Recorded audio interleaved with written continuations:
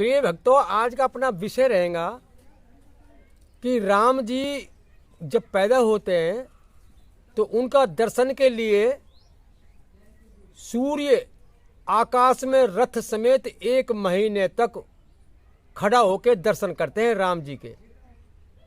रात्रि नहीं होती। ये दोहा लिखा हुआ है रामचरितमानस में। और भी कुछ 3-4 चौपाइयाँ हैं, उनके ऊपर कुछ विज्ञान तौर के जो मनुष्य हैं, उसमें राजनेता ज़्यादा शामिल है। वो प्रजा को इकट्ठी करके और रामचरितमानस के बारे में बोलते हैं कि ये ब्राह्मणों ने, तुलसीदास ने हिंदू ग्रंथों में बहुत कुछ मिलावट लिखी हुई है, इन ग्रंथों को छोड़ो और ये धर्म अपनाओ, फला धर्म अपनाओ। तो इस तरह से वो अपने शब्दों को प्रयोग करते हैं, जबकि तुलसीदास जी ने अपनी रामचरितमानस में यथार्थ ज्ञान भी लिखा है। उस यथार्थ ज्ञान को भी तो समझना है। ये सब तो उन्होंने पकड़ लिया कि ऐसा हो सकता है कि 1 महीने तक सूर्य आकाश में खड़ा रहे, रात्रि ना हो। बात तो ठीक है ये कि अगर 1 महीने तक सूर्य आकाश में खड़ा रहे और प्रकाश देता रहे तो सृष्टि का सारा मामला गड़बड़ा जाए, मनुष्य तो नष्ट भ्रष्ट हो जाए, खाने पीने की व्यवस्था में सुविधा ना हो, पैदा कहाँ से होगा?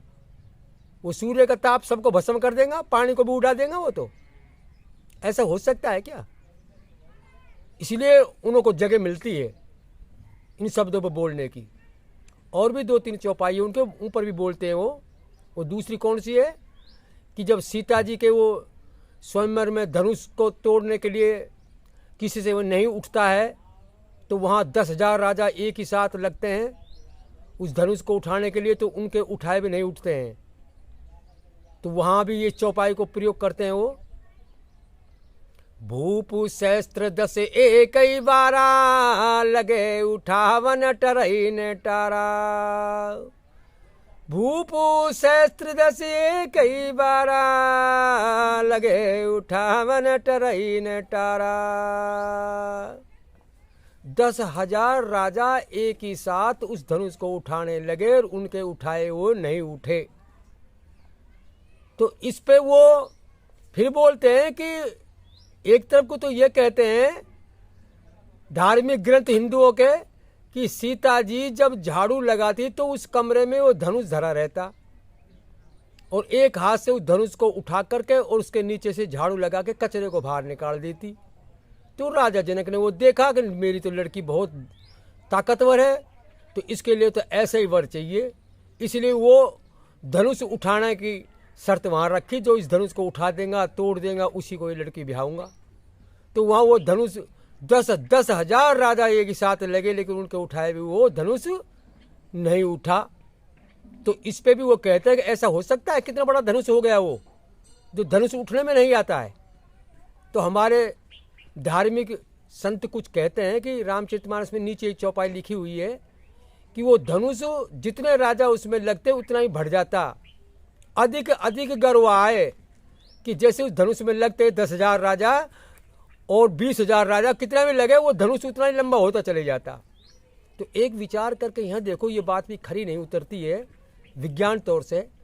अगर ऐसा होता ना उस समय, वो धनुष बढ़ते ही चले जाता और 10,000 राजा उसमें लगते चले जाते, ये बात यथार्थ होती तो ग्रंथों की आगे लिखने की कोई गुंजाइश नहीं होती। उस भगवान राम को ही पूर्ण परमात्मा मान लेते तो और ग्रंथों की आवश्यकता नहीं होती। तरह तरह के ग्रंथों की एक ही वो उसी बात को मान लेते कि वास्तव में धनुष बढ़ रहा है तो ये तो भगवान ही है। तो कोई भगवान राम को भगवान मानता है, कोई नहीं मानता है, कोई कृष्ण को मानता है, कोई कबीर को मानता है, कोई बुद्ध भगवान को मानता है। तरह तरह के भगवान हो गए। हिंदू, मुसलमान, सिख, ईसाई अपने अपने अलग अलग भगवान मानने लग गए। तो ये तो बहुत नज़दीक की बात है ना, ये तो त्रेता की बात है। उस समय सभी मान लेते अगर धनुष में ऐसी खूबी होती वास्तव में वो लंबा होता चले जाता, बढ़ता चले जाता। तो इस बात को भी वैज्ञानिक के तौर के बुद्धिजीवी आदमी स्वीकार नहीं करते। वो तो उस बात को स्वीकार करते हैं विज्ञान तो, जो धार्मिक ग्रंथ की और विज्ञान की बात एक मिल जाए जैसे विज्ञान में क्या कहा है, सूर्य कितना बड़ा है, पृथ्वी कितनी बड़ी है, तो विज्ञान ने जो खोज किया है उसमें ये पृथ्वी से 60,000 गुना बड़ा चंद्रमा है, चंद्रमा से 60,000 गुना बड़ा सूर्य है, सूर्य से 60,000 गुना बड़ा ये नक्षत्र तारागण है, और अपनी जगह स्थायी है, ये पृथ्वी घूम रही है, वो तो अपनी जगह ज्यों को त्यों है। तो सूर्य कहाँ से खड़ा हो जाएगा एक स्थान पे वहाँ 1 महीने तक, और बाकी फिर चलेंगे रथ में बैठ करके। तो विज्ञान इस बात को स्वीकार नहीं करता, इसलिए इन लोगों को जगह मिलती है हिंदू ग्रंथों पे सवाल उठाने के लिए। तो इसका समाधान क्या है, एक तर्क और देते हैं वो कहाँ के देते हैं कि जब लक्ष्मण को शक्ति लगती है मेघनाथ के द्वारा, तो मेघनाथ जैसे करोड़ों योद्धा एक ही साथ लक्ष्मण के शरीर को उठा करके कोई दूसरे स्थान पर ले जाते हैं, लेकिन उनके उठाए नहीं उठता। तो वो यहाँ तर्क देते हैं कि लक्ष्मण का इतना बड़ा शरीर हो गया, जो करोड़ों योद्धा मेघनाथ जैसे उठा रहे फिर भी नहीं उठ रहा। कितना लंबा था, कितना लंबा तगड़ा था, कितनी जगह में आ रहा था वो। तो ये बात भी खरी नहीं उतरती विज्ञान में, तो इसलिए फिर उनको जगह मिल गई। तो भाई मेरा कहने का तात्पर्य है कि ग्रंथों में 3 प्रकार के शब्द लिखे हुए हैं, रोचक, यथार्थ, भय। तो यथार्थ ज्ञान लेना है अपन को, भय वाला ज्ञान हटाना है। और आप अगर इसी बात को सही मानते हो ना, धार्मिक वाले भी, तो ये बात में देखो कि हनुमान जी जब सूर्य को निगलने भगते हैं ना, और वहाँ वो पृथ्वी पे गिरते हैं, इंद्र वज्र मारता है, तो पवन देव वायु का वेग को रोक देता है धार्मिक ग्रंथ के द्वारा। तो वहाँ खलबली मच जाती है देवताओं में कि भाई वायु किसने छोड़ दी, इस फटाफट इस वायु को छुड़वाओ। तो वह पता चलता है पवन देव ने पवन का वेग रोक दिया, हनुमान जी के जो वज्र मारा है इंद्र ने। तो वो कहते हैं भाई पवन देव तू फटाफट पवन का वेग को छोड़, फिर जो तू वरदान लेना चाहे हनुमान जी के लिए वो वरदान हम दे देंगे। अगर तू पवन को नहीं छोड़ पाएगा तो ये सृष्टि नष्ट हो जाएंगी, सारे जीव समाप्त हो जाएंगे, वायु का श्वास कहाँ से लेंगे। तो पवन देव ने तुरंत वो पवन का वेग खोला, तो सृष्टि में प्राणियों के प्राण बचे। तो उस हिसाब से भी अगर 1 महीना तक सूर्य आकाश में खड़े रहे, रात्रि ना हो, तो सारे सृष्टि चक्र की व्यवस्था खराब हो जाए, जीव जंतु दुखी हो जाए, मरने लग जाए, नष्ट हो जाए। तो ये बात विज्ञान के तौर में खरी नहीं उतर रही।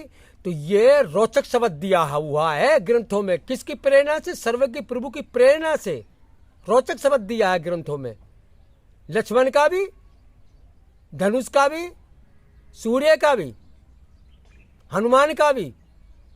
तो हमारे महापुरुषों जो वास्तव में उच्च कोटि के, उन्होंने कहा भाई ग्रंथों को आप गुरु के सानिध्य में समझो, इनमें रोचक और भय वाले शब्द हटाओ और यथार्थ ज्ञान चुनो। तो यथार्थ ज्ञान में तो तुलसीदास जी ने लिखा है, उसके बारे में तो विचार करना चाहिए अपन को। तो यथार्थ कहाँ लिख दिया, उस पर नहीं बोले कोई विज्ञान, उस पर भी बोलो ना विज्ञान वाले, कहाँ कहाँ लिखा है यथार्थ ज्ञान। उन्होंने राम जी को भी नहीं बख्शा, दशरथ को भी नहीं बख्शा, सीता को भी नहीं बख्शा। उन्होंने क्या लिखा है तुलसीदास जी ने यथार्थ में, अरे सुनो भरत भावी पिरबलो बिलक कहे मुनिनाथ, हान लाभ जीवन मरणा यसी अपयसी विधिहात। तो क्या कहना चाह रहे हैं वो, सुनो भरत भावी पिरबल बिलक कहे मुनिनाथ, हान लाभ जीवन मरणा यसी अपयसी विधिहात। तो गुरु वशिष्ठ सोम कहते हैं, भाइयों तुलसीदास जी लिखते हैं कि जैसा कर्म राम ने करा राम को भोगना पड़ेगा, सीता ने करा सीता को भोगना पड़ेगा, दशरथ ने करा दशरथ को भोगना पड़ेगा, लक्ष्मण ने करा लक्ष्मण को भोगना पड़ेगा। किसी की कोई पेश नहीं खाती, जो जैसा कर्म करता है वैसे ही फल पाता है। तो राम जी के ऊपर भी भगवान नहीं बता रहे, वो भी कर्म की बात कर रहे हैं। यहाँ इनने जो कर्म किया है उनका फल भोगना पड़ रहा है इनको भी, राम को, लक्ष्मण को, सीता को, दशरथ को। दशरथ ने श्रवण को मारा तो उनके माँ बाप ने कहा कि तुम भी एक दिन पुत्र भी होगे, मरोगे। तो वो कर्म का फल दशरथ को भोगना पड़ रहा है, इसलिए राम को, लक्ष्मण को, दशरथ को सबका कर्म का फल भोगना पड़ा। फिर भगवान को कर्म का फल भोगना पड़ता है कि जो परमात्मा होता है। तो रामचरितमानस से एक जगह तो राम जी को पूर्ण परमात्मा हम बता देंगे रोचक शब्द में, और वही रामचरितमानस से हट जाएंगे। अगर राम जी पूर्ण परमात्मा नहीं है, वो तो बिन पग चले, सुने बिन काना, कर बिन कर्म, करे बिन नाना, आनर रही सकल रस भोगी, बिन बानी पग बक्तावर जोगी। वो तो बिना ही पैरों को चलता है, बिना ही मुँह के नाना प्रकार का स्वाद लेता है, बिना ही कानों को सुनता है, बिना ही हाथों का काम करता है। तो ये यथार्थ शब्द है कि नहीं रामचरितमानस में? अब इसमें क्या तर्क दोगे आप? वैज्ञानिक तौर के बुद्धिजीवी, राजनेता, कोई भी इसको पकड़ो ना। क्यों खंडन किया आपने रामचरितमानस का? करके बताओ। इसको सर्वज्ञ प्रभु कहा है तुलसीदास जी ने, जो कण कण में विराजमान है, जो जर्रे जर्रे में विराजमान है, जो कभी ध्येय नहीं धरता। और दूसरे रोचक शब्द में राम जी को बता दिया उन्होंने पूर्ण परमात्मा। तो ये हमको छांटना पड़ेगा, समझना पड़ेगा। इसलिए तो तुलसीदास जी ने कह दिया ना, बारी मथे घृत होए वरु, सिकता ते वरु तेल, बिन हरि भजन ने बहुत रही, ये सिद्धांत पेल। बारी मथे घृत होए वरु, सिकता ते वरु तेल, बिन हरि भजन न बहुत रही, ये सिद्धांत पेल। ये विज्ञान जिसने लोहो आकाश में उड़ा रखा है, हवाई जहाज बना रखा है, लोहो उड़ा दिया, ये विज्ञान है। ये विज्ञान पानी में के घी निकाल सकता है, मट्टी में के तेल निकाल सकता है, अनहोनी बात कर सकता है, लेकिन भगवान की प्राप्ति, मोक्ष की प्राप्ति बिना भजन के नहीं हो सकती। इसलिए यहाँ चौपाई लिखी नहीं यथार्थ की, भक्ति स्वतंत्र सकल सुख खानी, और बिन सतसंग न पावई प्राणी। भक्ति स्वतंत्र सकल सुख खानी, बिन सतसंग न पावई प्राणी। बिन सतसंग विवेक न होई, राम कृपा बिन सुलभ न सोई। बिन सतसंग विवेक न होई, राम कृपा बिन सुलभ न सोई। बिना सत्संग के यथार्थ ज्ञान नहीं होता, और राम जी की कृपा के बिना वो सत्संग प्राप्त नहीं होता। राम जी कृपा कब करते हैं? जब हमारे पुण्य बढ़ जाते हैं। पुण्य पुण्य बिन मिले ना संता, सतसंगति संसति करी अंता। पुण्य एक जग में नहीं दूजा, मन कर्म वचन विप्र पद पूजा। बंदो प्रथम मही शूर चरना, मोह जनित संशेष अवहरना। उन्हें पृथ्वी के देवता, पंडित, ब्राह्मण, लेकिन उन्होंने ये यथार्थ में ब्राह्मण किसको कहा है? चाहे जाति से शूद्र हो, लेकिन ब्रह्म का ज्ञान हो और मोह जनित संशय का हरण कर ले, वो विप्र है, वो ब्राह्मण है। और जाति से ब्राह्मण है और सतगुण रजोगुण तमोगुण में बरत रहा है, तो ये पूजनीय नहीं है, ये शूद्र है। तो यथार्थ ज्ञान में आओ ना तुलसीदास जी का में रामचरितमानस में। अब मैं जो शब्द बोल रहा हूँ सत्संग का, ये सत्वगुण वृत्ति है।